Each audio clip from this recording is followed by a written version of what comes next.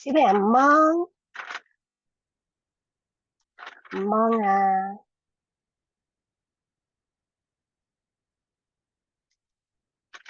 好，小朋友啊，如果有需要去洗手間，可以而家去咗先喎。如果冇需要嘅話，可以準備兩支鉛筆、一嚿擦紙膠，仲有今日我哋 K3 嘅 book A，K3 嘅 book A 係啦，準備咗咧就可以坐喺度等一等啦。但係如果有需要去洗手間咧，可以而家去咗先嘅。咁一陣間咧，我哋就會開始我哋嘅課堂啦。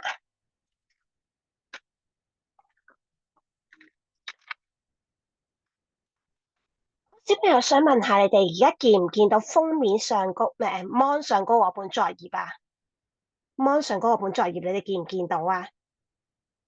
見到係咪？凡希見唔見到啊？凡希 mon 上嗰本作業你見唔見到啊？我見唔到嘅小朋友請舉手啊！見唔到嘅小朋友請舉手。OK 係咪見到？好，我哋等多一陣，我哋就上堂啦。咁一陣間上堂嘅時候咧，小朋友可以隨便解除靜音答問題或者問問題嘅喎。但係如果家長需要同小朋友溝通或者要同教小朋友做作業嘅話咧，就請先開咗靜音先。如果小朋友想解靜音答問題或者問問題，係隨便都可以㗎。好啦，我哋等多一陣，等埋其他小朋友先，仲有小朋友未嚟到。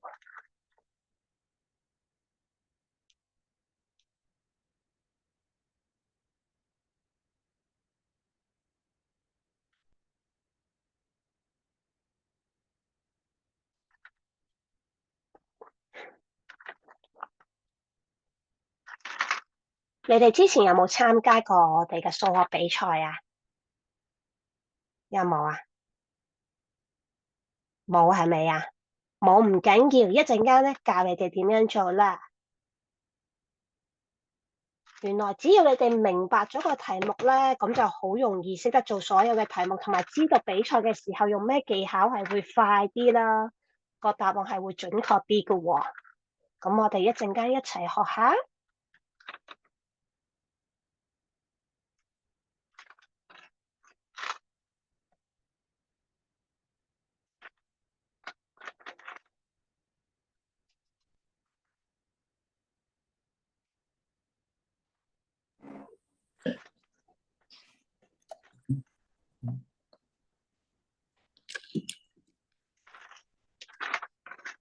小朋友記住，每一堂咧，我哋上堂之前或者去比賽之前，我哋一定去咗洗手間先喎。如果唔係中途去咗洗手間咧，我哋就會聽漏咗上堂嘅嘢啦。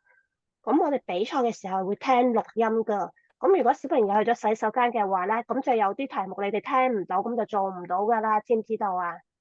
所以記住每一堂上堂之前，我哋都要去咗洗手間先嘅。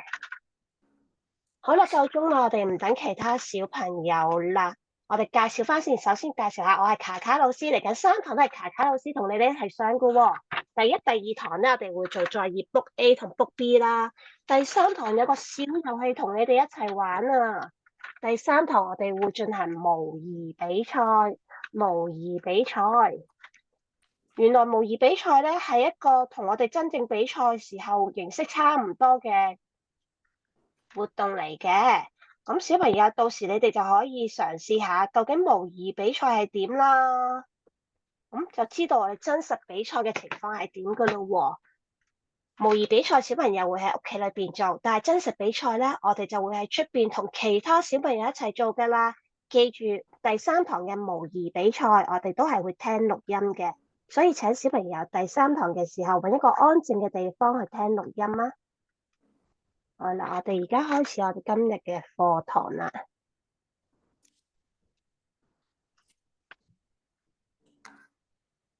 好，小朋友，你哋小朋友係咪全部都望到熒光幕上高嗰本作業？因為啱啱有小朋友入嚟，係咪全部都望到？好，有係因為呢排個 Zoom 咧怪怪地啊，有陣時咧小朋友係見唔到我哋本作業噶，所以要問清楚你哋先。好啦，小朋友一齊望下，而家卡卡老師圈住咗一個符號喎，呢個符號係乜嘢顏色㗎？紅色。個圈係紅色，但係我圈住個符號係乜嘢顏色啊？紅色。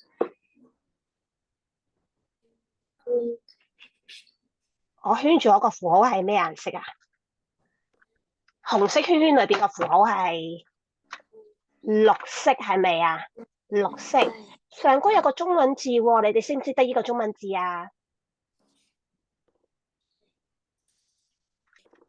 呢個係啦，數學個數字，數學個數字。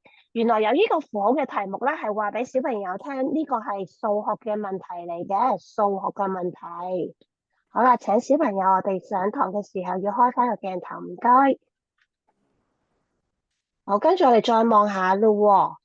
下低呢個咧，下低今次呢個符號係乜嘢顏色啊？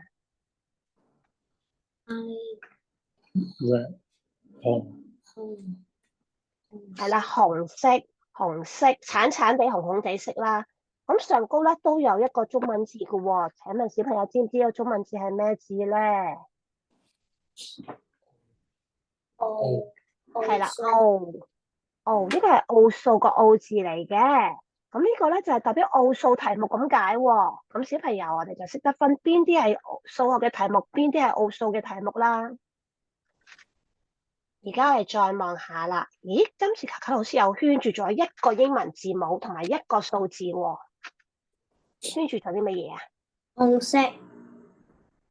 係紅色，但係裏邊圈住咗啲乜嘢？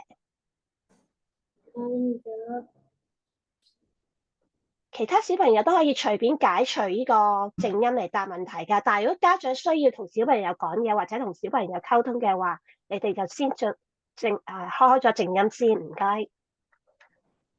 好，係咪圈住咗 Q1啊？Q1，小朋友知唔知道 Q1點解咧？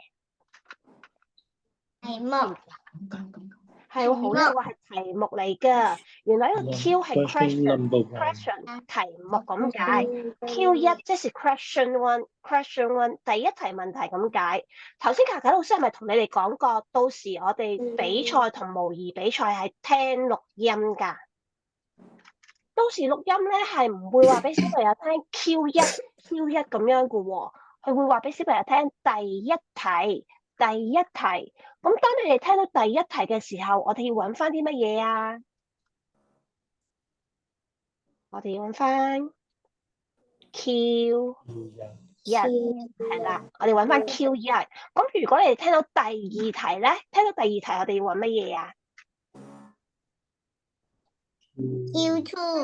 係啦，Q2，係喎，好叻。咁再望下啦喎，小朋友。Q1 下低又有兩個英文字母喎，一個 A 字，一個 B 字，點解咧？原來啊，呢個題目咧，我哋要做咗兩個部分，做齊呢兩個部分，我哋至可以攞齊呢個題目嘅分數噶。好啦，小朋友，我哋而家開始做我哋第一題問題啦。第一題下面係1至100嘅數表嚟噶。第一題 A。小朋友，你哋見唔見到有啲空格啊？請你哋喺空格裏邊填翻出正確嘅數字。第一題 B 有5個數字，佢哋係唔依照數列出現嘅。請小朋友，你睇下邊個數字係行錯位置嘅？請你哋圈翻出嚟啊！重複第一題，呢個係1至100嘅數表。第一題 A， 小朋友，請你哋望下下邊嘅空格，請你哋填翻出正確嘅數字。第一題 B 有5個數字，佢喺唔啱嘅位置出現啦，請小朋友你哋圈翻住佢啊！小朋友，原來呢一題我哋有個技巧可以快啲做噶喎，你哋想唔想學啊？我哋全部停筆先，全部停筆，一齊望住熒光幕啊！一齊望住熒光幕，我哋學一個快啲嘅方法。好，小朋友打橫睇，你哋見到乜嘢啊？1、2、3、4、5、6、7、8、9、10，係咪？係喎。跟住我哋再打直睇望下。你望下，卡卡老師而家圈住所有嗰個都係咩字嚟㗎？係啊，全部都係一字啊，係咪同第一個呢個一樣啊？上高呢個一樣啊？一唔一樣？一係啊，一樣喎。原來打直睇喺後邊個個位數，全部都會係同上高打橫排第嗰個係一樣嘅，所以呢個一下低呢度全部都係一嚟嘅，係咪真噶？我哋望下隔籬，隔籬呢個係咩字啊？二係啦，二。咁你哋望下個個位數咯，呢度個個位數全部都係乜嘢啊？係啊，啱唔啱啊？啱啊，咁小朋友可以咁樣睇咯。咁另外我哋再望下個十位數，十位數呢度有啲咩特別嘅地方咧？佢係一二三四六五六七八九，呢個係咩數嚟噶？六一二三四五六七八九，係咪順數嚟噶？係啊，係越嚟越大嘅順數嚟嘅喎。咁小朋友我哋就可以打直睇啦。個位數係會同上高嗰個一樣嘅，十位數係會越嚟越大，由一至十，由一至九咁樣去嘅。咁你可以睇啦，第一行一、11、21、31、41、51、61、71、81、91，冇空格喎，亦都冇數字行錯地方，咁我哋就唔使理佢啦。第二行22、22、32、42、52、62、72、82、92，有冇數字行錯地方啊？有冇啊？冇冇喎。有冇空格啊？都冇喎，所以呢一行我哋都唔使理佢。第三行13，咦，有個空格啊？呢個空格我哋應該填乜嘢啊？填乜嘢啊？13之後到佢個位數一定係3噶啦。咁個十位數咧，一之後到2啊嘛，係咪啊？所以係23，啱唔啱？33、43又有空格嘞喎。咁呢個空格我哋又要填啲乜嘢咧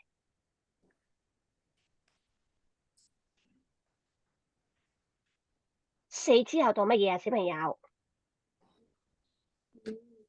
係啦，五。咁佢個十位數係5啦，個位數係3，所以係53嘅。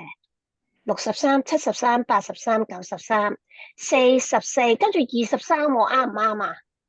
啱啱定唔啱？唔啱係啊，唔啱啊，唔啱，記唔記得要點做啊？我哋即刻要圈住佢啊！呢個唔係23嚟噶，呢個應該係乜嘢啊？24係啦，24至啱噶。咁我哋再望下下低個空格，下低呢個空格應該係乜嘢啊？2之後到24 23上高23係錯嘅，跟住本應佢係24，2之後到3啊，係咪啊？個十位數係3，個位數係4，所以應該係34。44、54、64、74、84、94、5，跟住到33喎。咦，係咪啊？唔係啊，佢行錯咗啊！5之後應該到15噶嘛，係咪啊？佢變咗33，咁就唔啱啦。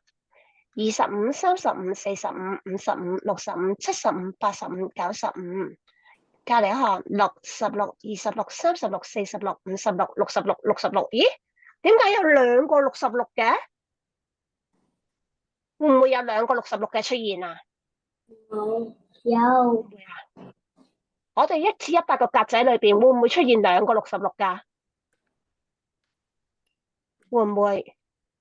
唔會唔會噶嘛，所以有一個66佢行錯咗地方啊。咁究竟係邊個66行錯咗咧？上高嗰個定下低嗰個啊？好放棄啊！咁可以唔好搞㗎。下面呢個行錯咗啊，係咪啊？係啊，係啊，佢應該係幾多啊？佢應該係76嚟噶喎。過嚟86、96、77、27、37、47、57、67、77、87、97，呢個啱啦。8之後呢個空格應該係乜嘢啊？18係啦，18、28，咦，到59嘅？係咪啊係？18之後係咪到59啊？唔係唔係喎，28之後到到30？係啦，38。咁我哋又要圈住呢個去啦。48、58、68、78、88、98、99、39、49、50、69、79，有個空格，呢個空格應該係7之後到8啊嘛，係啦，89叻，99，然後10、20、30、40、60、60、70、80、90、100，有冇唔啱嘅地方？有冇？呢個邊個？ 49跟住60唔啱，係啊，49跟住到60唔啱，49跟住之後到咩嘢應該？到50。 50啊，呢個60係唔啱嘅喎，同埋我哋睇下啦，佢後邊個個位數全部都係0噶嘛，跟住1、2、3、4，呢個應該係5嚟噶嘛， 49，跟住係咪60啊？唔係個圈嚟噶咯。嘛，5、6、7、8、9、10，所以呢個60係唔啱噶。好，呢個小朋友而應該咩啊？家望下，哦，所有嘅格仔填晒未啊？填晒咯喎，再望下係咪即係有5個圈圈啊？1、2、3、4、5，係咪5個？係咁呢度 A 同 B 兩係 part 我哋都做晒啦，咁兩個部分嘅分數我哋都攞晒咯喎。但係小朋友，你覺得呢題咧，我哋要用多少少時間啦，定好快做完啊？ 4，呢一題咧，小朋友係咪要做好多嘢啊？係咪啊？係啊，咁我哋咧要用多少少時間噶喎。但係如果小朋友當你做到喺呢題嘅時候，題目已經講緊第二題啦，咁點算好啊？咁我繼續做呢題啊，定係揭去後邊做第二題啊？小朋友記住，當你做唔切嘅時候，請你喺呢個第一題呢個角仔度接咗細細嘅角仔去。然後題目講緊第二題啦，咁我哋就唔好做呢題啦，我哋即刻要揭去後邊做第二題，因為頭先卡卡老師已經同你哋講過啦，題目講咗一次、講咗2次之後咧，佢唔會再重複講俾小朋友聽噶啦，所以如果你哋聽唔到題目嘅話，啲題目你哋就做唔到噶啦，所以請你哋要根據錄音去做你哋嘅題目。就算你哋第一題未做晒都好，如果題目講緊，請小朋友揭去第二頁後邊嗰頁第二題，咁樣就請小朋友即刻要揭去後邊嗰一頁啦。咁你哋又會話啦，卡卡老師啊，咁我題我都未做晒，咁我咪冇分數咯，點算啊？唔緊要，原來最尾我哋有2分鐘時間，俾小朋友揭下嘅。如果你哋見到有接咗角嘅地方，咁就即刻做翻佢啦。同埋，如果冇嘅話，都要由頭到尾對多次所有嘅答案係咪真係啱嘅。記住要好好咁利用嗰2分鐘喎。而家請小朋友揭去後邊嗰頁第二題。小朋友下邊係順數嘅題目嚟噶，請你哋喺空格裏邊填翻出正確嘅數字啊！重複，小朋友下邊貓仔同兔仔都係順數嘅題目嚟噶，請你哋喺空格裏邊填翻出正確嘅數字啊！我哋望下啦，42、43之後到乜嘢啊？係44，跟住咧44之後到45，然後46。我哋又望下下低咯，下低貓仔第一個空格唔見咗喎，話俾卡卡老師聽答案係乜嘢啊？寫完啦。好啊，咁你話俾我聽個答案啊。 54、56、58。係啦，54、55、56、57、58，O 唔 OK？ OK。呢個題目好簡單，我相信小朋友你哋會識做。但係到時小朋友見到新嘅環境可能會緊張啦，咁你哋咧就要小心啲啦，唔使緊張嘅，我哋係一個小遊戲嚟嘅啫。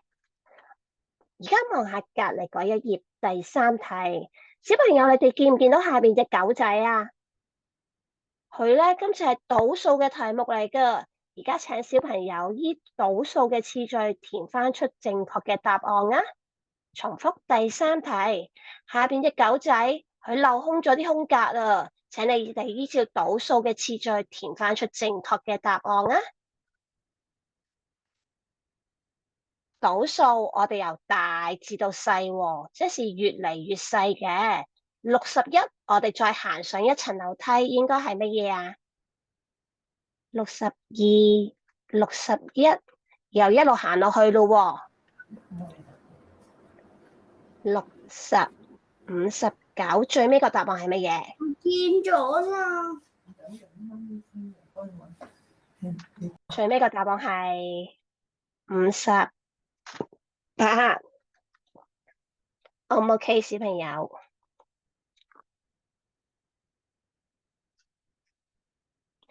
？OK 嘅話，我哋而家一齊望下下低第4題，藍色嘅格仔裏邊有4個數字啊，究竟呢4個數字邊個大啲，邊個細啲啊？請小朋友由大至細嘅次序，將代表嘅數字寫翻喺空格裏邊。重複第4題，小朋友望下下低藍色嘅格仔裏邊，佢有啲數字喺度喎。請你哋根據佢嘅大細，由大至細填翻出正確嘅數字喺空格裏邊。好啦，得嘅話，你話個答案俾球球老師聽啊。最大嘅係乜嘢啊？呢個你要講嘅聽唔到。你用個嘴去講咯。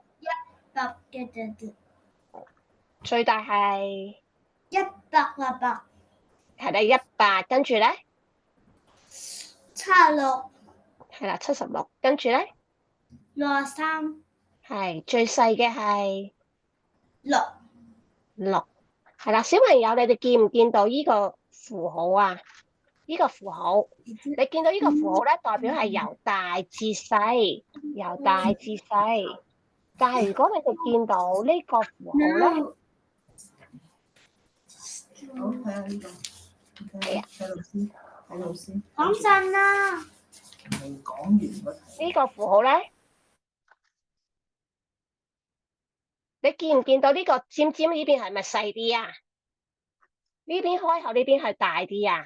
咁如果你見到呢個符號咧，就即係由細至大，由細至大。咁頭先咧，我哋呢個符號望下，呢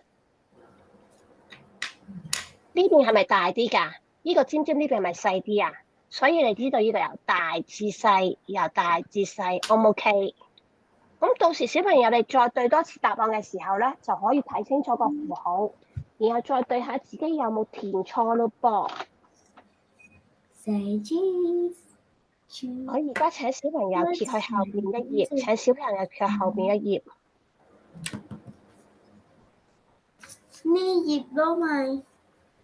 第5題，小朋友望下下邊有個藍色嘅格仔，藍色嘅格仔入邊有好多樣唔同嘅物件喎。請你數下呢啲物件嘅數量，然後將正確嘅答案填翻喺空格裏邊啦。重複第5題，小朋友下邊有藍色格仔裏邊有好多樣唔同嘅物件啊。請你哋數下佢嘅數量，然後將正確嘅答案寫翻喺空格裏邊啦。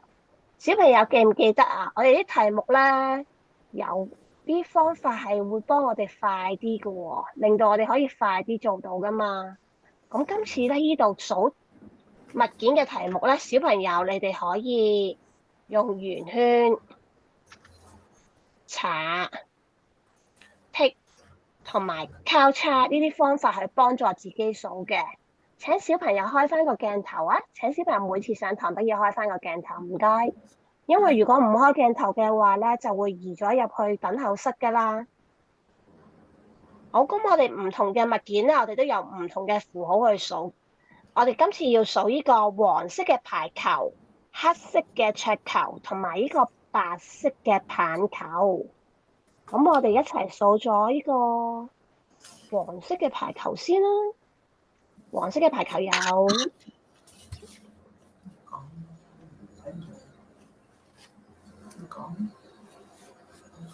啲細12個啊。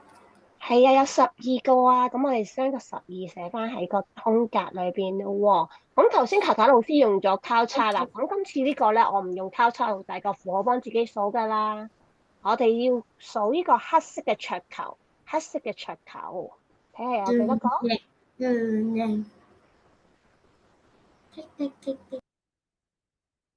有14個。啱啦，14個。小朋友啊，你哋可以用唔同呢4個符號，你哋可以任你哋選擇用咩符號噶喎。因為呢4個符號咧係比較快嘅，所以我哋通常係用呢4個符號係方便小朋友自己數嘅。今次我哋要數白色呢個棒球有幾多個咧6個。啱啦，O 唔 OK 啊？小朋友你望下，頭先用咗唔同嘅符號去數，係咪清晰啲咁睇到自己數咗未啊？有冇數錯啊？係喎，咁小朋友你哋都可以啦，用呢個方法嚟幫助自己數嘅，咁你哋就會清晰啲睇下自己有冇數錯，有冇數漏到，或者有冇數多到咯喎。而家一齊望下隔離嗰一頁，隔離嗰一頁第6題。第6題係一個迷宮嘅題目嚟㗎。好，我哋等一等，係咪有小朋友未做晒咧？我哋等一等先啊。記住啦，我哋有唔同嘅題目，有唔同嘅技巧去幫助小朋友自己去做喎。第6題呢個迷宮嘅題目，小朋友迷宮嘅題目，你哋要記住一樣嘢，記住幾樣嘢嘅。望下而家老師圈住咗啲乜嘢啊？望下先，老師圈住咗啲乜嘢啊？圈咗啲箭嘴。係屈屎。好。家長如果想用電話嘅話，請你放一放低，唔好遮住個鏡頭啊！唔該。好，唔該你。係啦，圈住個箭嘴，我哋圈住咗乜嘢顏色嘅箭嘴啊？箭嘴紅色同綠色。係啊，小朋友記住做出迷宮嘅題目咧，小朋友都要掂住粉紅色嘅起點箭嘴同埋綠色嘅終點箭嘴 ，O 唔 OK？O 唔 OK？係啦，小朋友記住每次做題目，迷宮嘅題目都一定要掂住粉紅色嘅箭嘴同埋綠色嘅箭嘴。好，我哋一齊望下第6題要做啲。唔係喎，講多樣先。原來呢個迷宮咧有個好特別嘅地方噶。問下小朋友，你哋中唔中意玩上滑梯啊？中唔中意啊？唔中意玩上滑梯。有邊個邊個中意玩上滑梯嘅？請你舉手。Bella 想問下你見唔見到熒光幕上高嗰個作業啊 ？Bella，你見唔見到熒光幕上嗰個作業啊？你慢慢都。好啦，小朋友，原來上滑梯咧係點樣噶？我哋係咪由高嘅地方全部打斜咁上落去噶？或者由高嘅地方咁樣打斜上落去噶？但係原來我哋喺呢個迷宮裏邊係唔可以玩上滑梯，係唔玩得上滑梯噶。我哋淨係可以上下左右咁行嘅，所以記住咯喎，小朋友。一齊望下啦，第6題，小朋友呢個係迷宮嘅題目嚟噶，請你哋由粉紅色嘅起點行到終點嘅綠色嘅終點，行出呢個迷宮啊！我哋要依照住單數嘅路線，由粉紅色嘅起點行去綠色嘅終點度嘅。記住，小朋友淨係可以上下左右咁樣行，唔可以打斜行噶。重複第6題，小朋友呢個係迷宮嘅題目嚟噶，請小朋友依照單數嘅路線，由粉紅色嘅起點行到綠色嘅終點，行出呢個迷宮。小朋友記住，淨係可以上下左右咁樣前進，係唔可以打斜行噶。好，小朋友，我哋一齊行下咯噃。單數1、3、5、7、9，我哋係單數，掂住粉紅色嘅起點。19，跟住27、29、25、13、9， 23、23、17、11、5、21，跟住都係21喎。29、27、15、9，記住一定要掂翻綠色呢個終點，O 唔 OK？O 唔 OK？好，小朋友識唔識得做？記住，一定要掂住起點同終點啦，同埋記住唔可以打斜喎。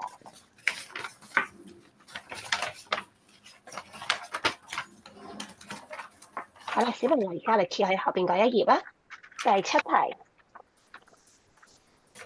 下邊有4組數字，做啲乜嘢嘞喎？第7題，下邊有4組數字都係依照規律排列嘅。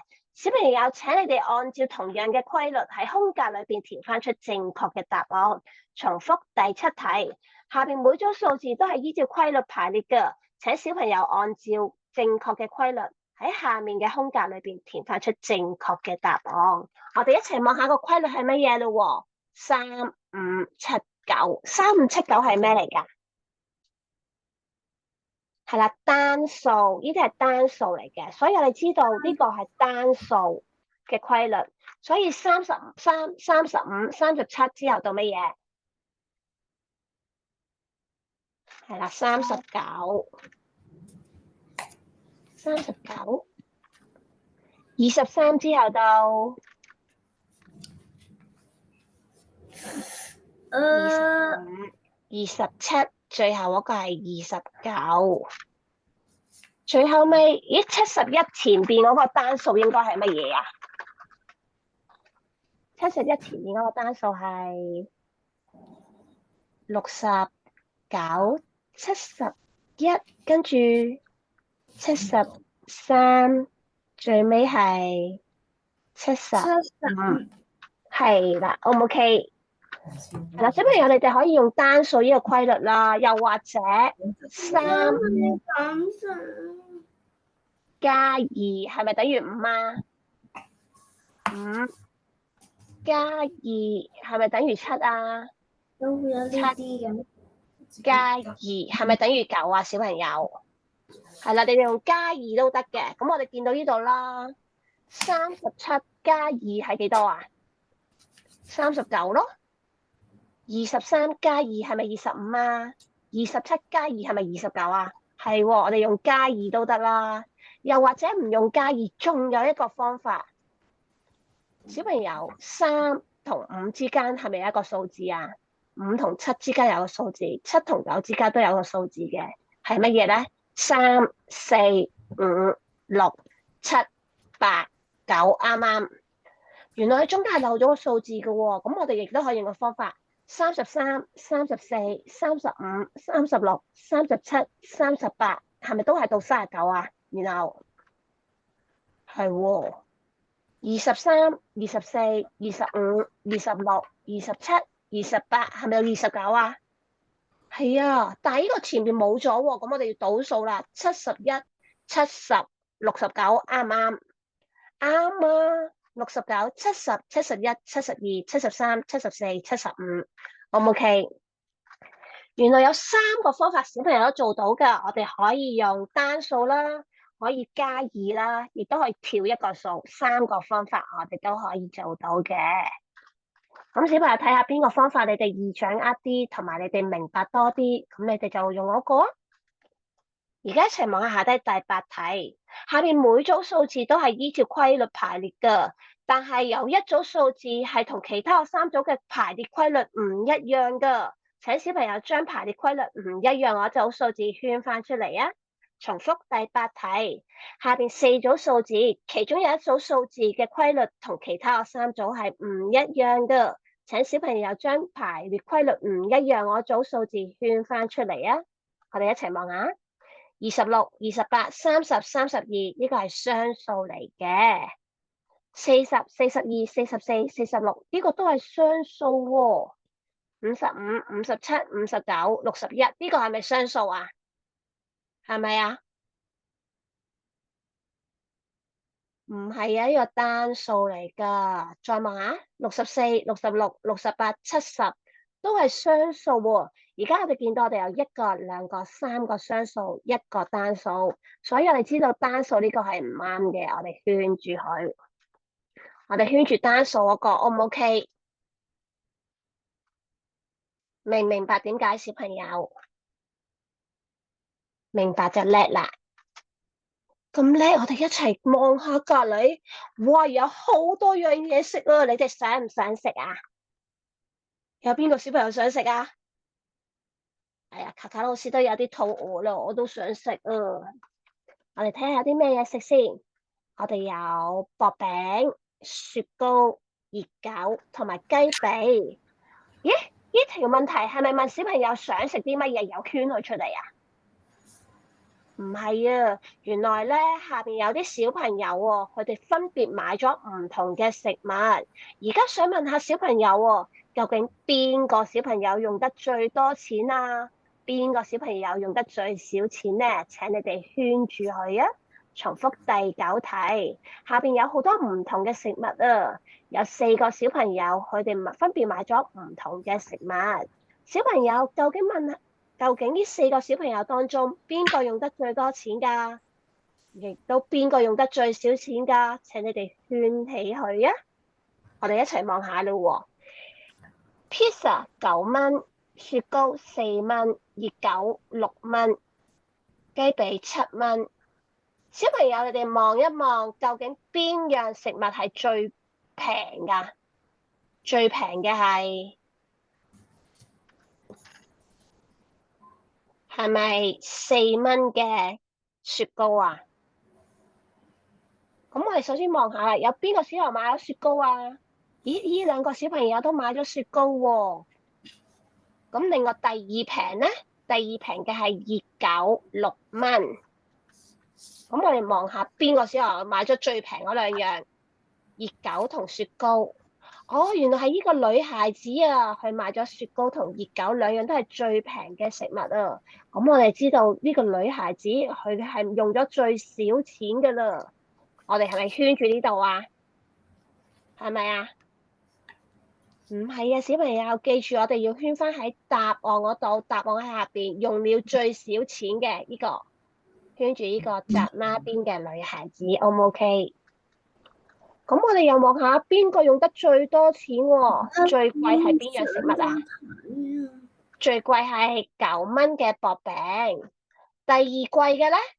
第二貴係7蚊嘅雞髀。我哋又望下啦，有冇小朋友買咗薄餅同雞髀啊？哦，有啊！原來呢個有個紅色蝴蝶結嘅小朋友就係買咗薄餅同埋雞髀啦。咁我哋就知道佢用得最多錢噶啦。咁我哋圈咗呢個有蝴蝶結嘅小朋友，跟住你就話係咪真係噶，卡卡老師？咁我哋一齊計下咯，不如好，我哋見到熱狗係6蚊，雞髀係7蚊。呢個男孩子買咗熱狗同雞髀，6加7等於幾多啊？13係咪？咁再望下呢個紅色蝴蝶結嘅女孩子，薄餅9蚊，雞髀7蚊，9加7等於16。然後再望下下低呢個男孩子，係買咗薄餅9蚊，雪糕4蚊，9加4等於13。再望下最後呢個紮孖辮嘅女孩子，雪糕4蚊，熱狗6蚊，佢用咗10蚊。啱唔啱啊，小朋友？卡卡老師嘅答案啱唔啱？啱啊！原來呢個紅色蝴蝶結嘅女孩子，佢用咗16蚊，佢真係用得最多錢㗎喎。而紮孖辮呢個女孩子咧，佢淨係用咗10蚊啫，佢係用咗最少錢嘅。咁小朋友，你哋可以用頭先嘅方法，揾咗最貴或者最平嗰2樣食物，揾下有邊個小朋友係買咗呢2樣食物嘅，你就知道係用咗最多錢定最少錢啦。又或者你哋好似第2個方法咁樣加埋佢，然後同樣都係揾到邊個小朋友用得最多錢，邊個小朋友用得最少錢嘅。O 唔 OK？明唔明白呢度？小朋友明唔明白？係咪全部小朋友都明白？明白嘅話咧，我哋就揭去後邊嗰一頁啦。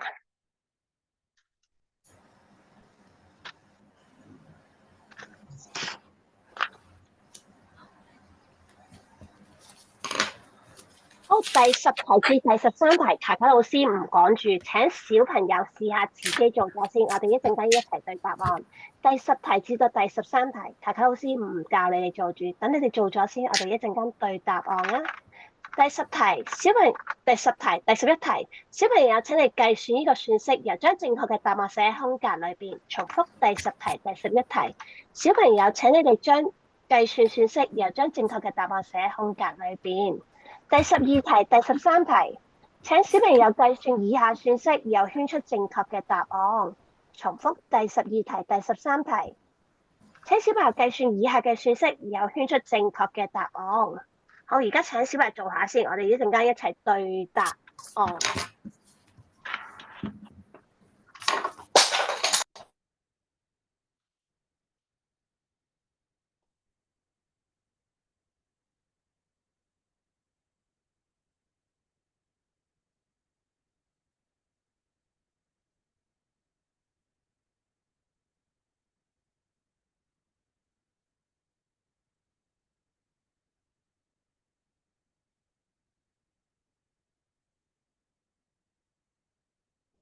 OK，請小朋友計一計先喎，然後咧我哋一陣間對答案喎。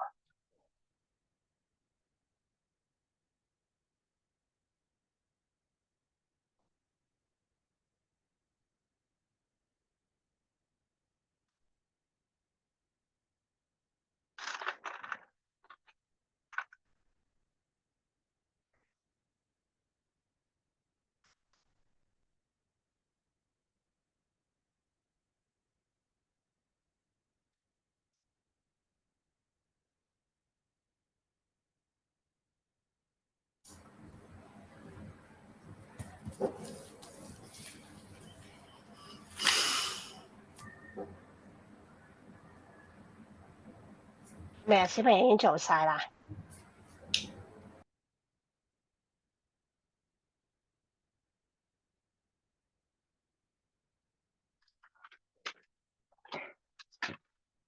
做晒嘅話，記住利用呢啲時間再對多次個答案喎。小朋友記住做晒，如果有時間剩嘅話，請你哋對多次個答案。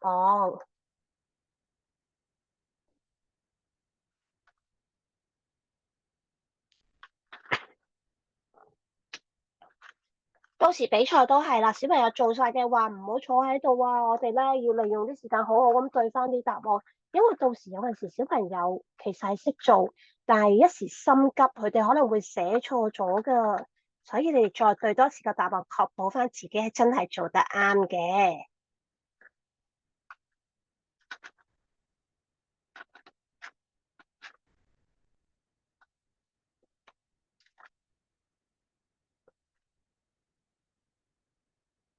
係咪做晒啦？小朋友做晒對答案咯喎。第10題，13加4答案，你哋等於幾多啊？17係咪？有冇小朋友計到個答案係9噶？有冇啊？冇啊，係17至啱噶。好，小朋友，因為咧，我哋有啲小朋友係比較細個啲嘅，我哋教佢哋一個方法啊，好唔好啊？小朋友13同4，邊個數大啲啊？13同4，係啊，13大啲啊。咁我哋將大啲嘅數放喺心裏邊先，我哋將個13放喺個心裏邊先，然後加4喎，13、14、15、16、17，係咪都係計到17啊？係啊。咁你望下啦，第11題11減7，你哋個答案等於幾多啊？答案係等於4嘅。有冇小朋友咧睇到係11加7噶，變咗個答案係18啊？有冇啊？因為上邊咧做開加數喎，有冇小朋友都以為呢題加數做咗11加7啊？變咗18啊？唔係啊？點解卡卡老師頭先唔教你哋做住啊？因為卡卡老師係想你哋咧自己睇清楚，究竟中間嗰個究竟係乜嘢符號嚟啊？好多時小朋友咧係識做，但係你睇錯咗中間個符號啊，咁你哋就做錯咗啦。好，我哋亦都可以用呢個方法嘅。我哋將11放咗喺個心裏邊先，減4喎，11減4，即係倒數10、9、8、7，唔係減7啊，11減7，唔好意思啊，我哋將11放咗喺心裏邊先，減7、11倒數10、9、8、7、6、5、4，我哋係咪都計到個答案係4啊？係喎，如果細個啲嘅小朋友咧唔識嘅話，可以用呢個方法嘅，O 唔 OK？數手指數到啊！ OK，啊，如果唔細個啲嘅小朋友唔識，我哋可以用呢個方法嘅。同樣啦，下低第12題，5加4加2，答案等於5加4，係咪等於9啊？9我哋放咗喺心裏邊先，再加2喎，10、11，我哋知道個答案係11。第13題，9減2減1，9減2減1，9減咗2先，係咪得7啊？再減1幾多啊？6。但係如果佢唔係9咧，佢再大啲咧，我哋冇咁多隻手指噶喎。佢譬如係19減2減1咁樣咧，點算好啊？咁我哋將19放喺心裏邊先，19減2，倒數19、18、17咯喎。咁我哋今次將17放喺心裏邊啦，17再減1，17減1係16，係咪啊？咁我哋知道19減2減1個答案係等於16嘅。咁小朋友可以用呢個方法去幫助自己去數。好，小朋友請開翻鏡頭啊！如果唔係就會入咗 waiting room 噶啦。咩入咗 waiting room 啊？好，第14題，小朋友請你哋根據物件嘅數量同埋圖示完成下面嘅算式啊！重複小朋友即係數下下邊嘅物件，佢嘅數量係幾多啊？填翻喺空格裏邊，然後計算算式完成下低嘅答案。我哋一齊望下第一個，佢綠色嘅棋有8隻，綠色嘅棋有8隻。咁我哋第一個格仔個8字已經俾咗我哋啦，係咪啊？跟住黃色嘅棋有幾多隻啊？黃色嘅棋有幾多個？數下，1、2、3、4，係咪4個啊？8加4等於，咁小朋友心算計到嘅可以直接計12啦，或者你哋可以喺度數都得嘅。1、2、3、4、5、6、7、8、9、10、11、12都同樣計到個答案嘅。你好咧，你寫成咁就冇分啦，同你講。當冇。好，跟住我哋望下下低啦，下低有道呢個飲品，檸檬飲品有幾多杯啊？開。數下，1、2、3、4、5、6、7，係咪有7杯？咁咪寫個7字落去咯喎。跟住菠蘿飲品咧，菠蘿飲品有1、2、3，3杯，我哋寫翻落去3。7加3嘅答案你幾多啊？等於10。O 唔 OK？而家再望下下低，哇，有啲車喺度喎，粉紅色嘅車有幾多架？2架。黃色嘅車咧，3架。綠色嘅車有4架。2加3加4等於係啦，9架。O 唔 OK？小朋友做呢啲題目嘅時候，記住要睇清楚個加減符號啊，好重要啊！因為好多小朋友錯嘅時候咧，唔係佢哋計錯啊，係佢哋睇錯咗加減符號啊，咁就錯咗噶啦，知唔知道？ ，O 唔 OK？記住咯喎，一定要睇清楚個加減符號，如果唔係咧就會錯咗噶啦。好，而家我哋揭喺後邊嗰一頁，揭喺後邊嗰一頁第15題。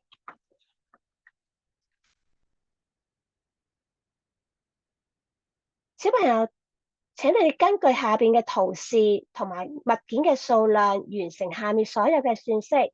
重複第15題。小朋友，請你哋數一數下邊物件嘅數量，同埋加埋圖示，完成下面嘅數式。第一個，仙人掌本身有11棵，跟住你哋見到有幾多個交叉？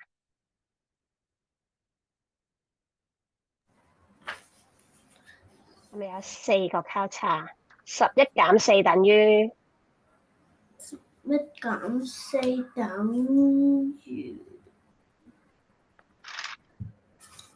1減4等於幾多啊7。係啦，叻7。小朋友同樣啦，你哋計到嘅時候可以計啦，如果計唔到點算啊？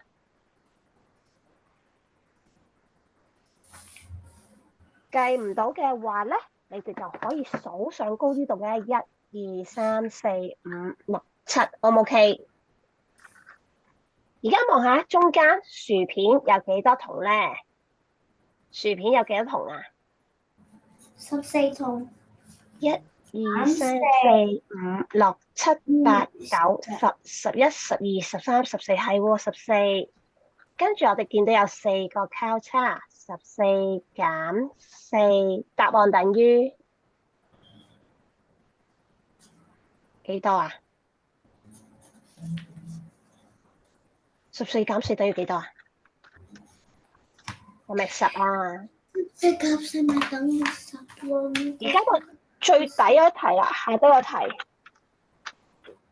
小朋友，你哋望下呢度有幾多個蛋糕啊？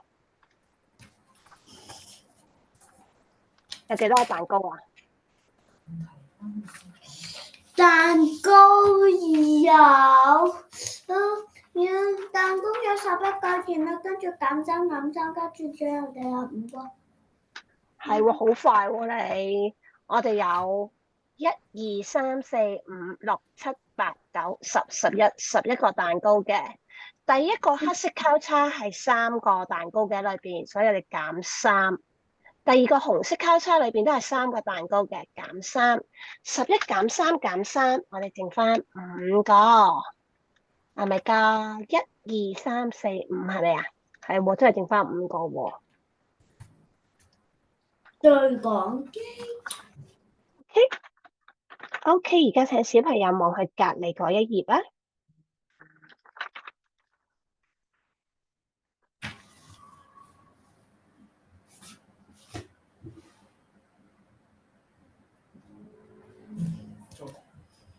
我哋望下隔離嗰一頁，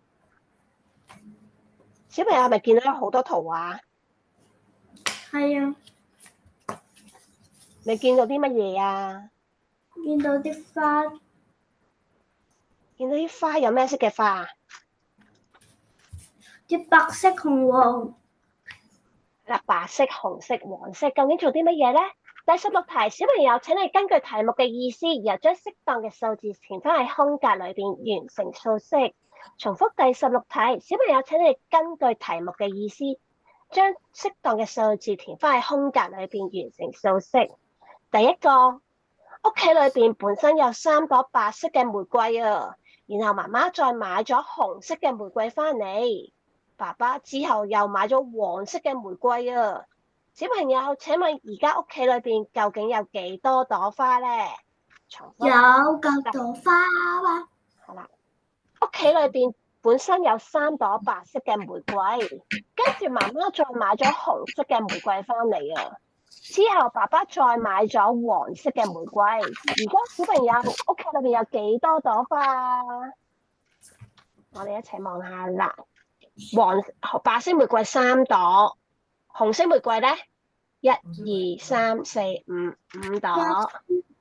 黃色玫瑰就2朵。係啦，3加5加2，我哋答案等於10。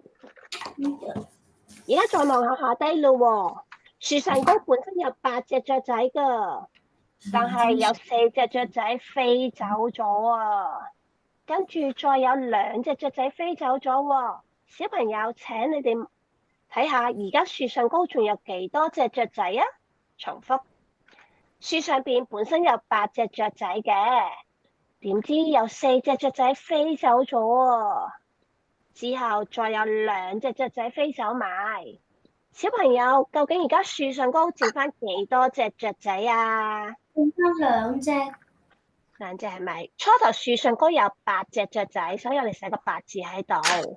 然後有4隻飛走咗啊，再之後有2隻飛走埋，所以我哋而家剩翻2隻雀仔喺樹上邊啊。得唔得啊，小朋友？O 唔 OK？O 唔 OK？得翻1隻。2隻。初頭8隻啊嘛，係咪啊？8隻，數下，1、2、3、4、5、6、7、8隻咯。跟住飛走咗1、2、3、4、4隻，然後再飛走咗1、2、2隻，最後係咪剩翻最尾呢度呢2隻啊？你答案8減4減2，我哋答案等於2嘅，可唔可以？好啦，而家小朋友，我哋揭去後邊嗰頁。我哋而家做緊第16題，我哋揭去後邊嗰頁。咦？點解變咗 Q1 嘅？第16題之後唔係第17題咩？點解變咗 Q1 㗎？係咪印錯咗啊，小朋友？係咪啊？唔係。唔係，但係我哋頭先做緊第16題嘅喎，第16題之後咪第17題咯。但係點解變咗第1題？Q16 Q1 唔啱。Q16之後唔係到 Q17咩？係啊。係咪印錯咗啊？係啊，係啊，唔係啊，原來唔係印錯咗。我哋望下上高呢度有4個字喎，寫住課後練習。知唔知道乜嘢叫課後練習啊，小朋友？你哋平時翻學咧，放咗學翻屋企有冇功課要做㗎？有冇啊？有啊。原來咧，我哋落咗堂之後，我哋都有功課要做㗎，就喺呢度課後練習啦。咁一陣間可以請家長，好似頭先卡卡老師咁樣讀題目俾小朋友聽，每條題目讀2次，讀完之後就可以請小朋友做㗎咯噃。咁如果個題目係長嘅話，難啲多啲嘢寫嘅話，咁我哋就可以俾多啲時間小朋友啦。如果係簡單嘅話咧，咁我哋就可以快啲然後讀下一題嘅。O 唔 OK？咁小朋友做完之後，係咪留翻星期3卡卡老師同你哋對答案啊？定係聽日翻學嘅時候拎翻學校俾老師同你哋對啊？係咪啊？我讀一啖，讀個題目先。原來唔係啊！我哋咧請你哋提你哋上堂個 email 咧，個電郵裏邊咧有一條答案嘅連結噶喎，咁就要麻煩家長撳入答案嗰條連結裏邊，然後幫小朋友對答案嘅。OK？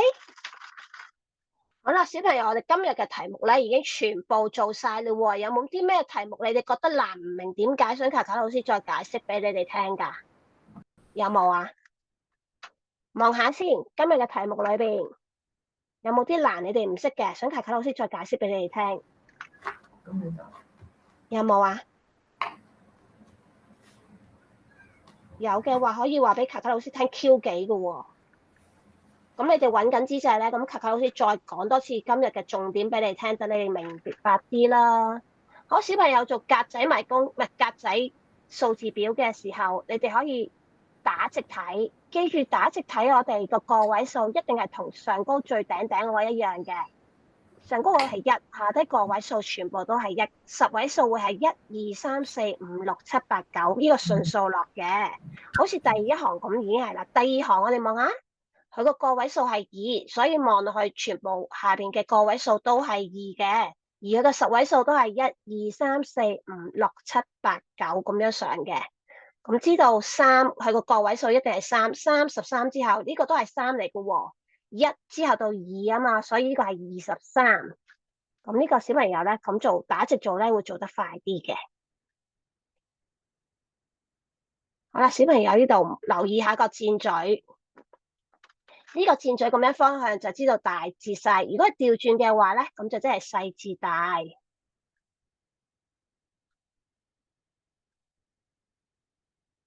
數物件呢啲咧，小朋友記住，我哋可以圓圈啦、查啦、剔啊、交叉，用呢啲符號嚟幫助自己去數嘅，咁就會數得清晰啲，知道有冇自己數漏或者數錯咗啦。迷宮嘅題目記住一定要掂住起點同終點，格仔迷宮我哋淨係可以上下左右咁行，唔可以打斜行噶。小朋友呢個你哋可以揾最平或者最貴嘅食物嚟睇下邊個小朋友最平或者最貴，亦都用加數嚟去加都可以嘅。計算算式嘅時候，小朋友記住要留意中間嘅符號究竟係加定係減，因為你一睇錯咗呢個答案就會錯噶啦。數數嘅題目呢啲一定要數清楚個符號啦。如果小朋友你覺得難嘅話，數亂嘅話，你可以一路數一路查1、2、3、4、5、6、7、8、9、10、11、12、13、14咁樣一路數一路查，去幫助自己睇下自己有冇數漏到嘅。第16題呢啲小朋友一定要聽清楚個題目，根據個指示同埋次序填翻啲數字上去。好似呢度咁樣，首先係3，然後媽媽買咗紅色嘅玫瑰花，所以我哋要寫1、2、3、4、5，寫5。然後買咗黃色嘅玫瑰花1、2，然後寫2，即係3加5加2。個次序最好就唔好調轉啦，因為調轉咗嘅話咧，可能會扣分或者冇分噶，知唔知道？要根據翻佢個提示指示，跟翻住個次序去填翻啲數字落去，好唔 OK？OK？好啦，小朋友有冇問題？如果冇問題啦，我哋今日嘅課堂就去到呢度為止咯。我哋星期3至再見噶咯。記住幫卡卡老師做埋課後練習。OK？星期3準時4點鐘，我哋再見啦。好啦，拜拜，小朋友，拜拜，拜拜，星期3見。Say thank Bye bye. you. Thank you. You're welcome. 拜拜，星期3見。記住星期3我哋攞 book B 喎，星期3有 book B。拜拜，小朋友。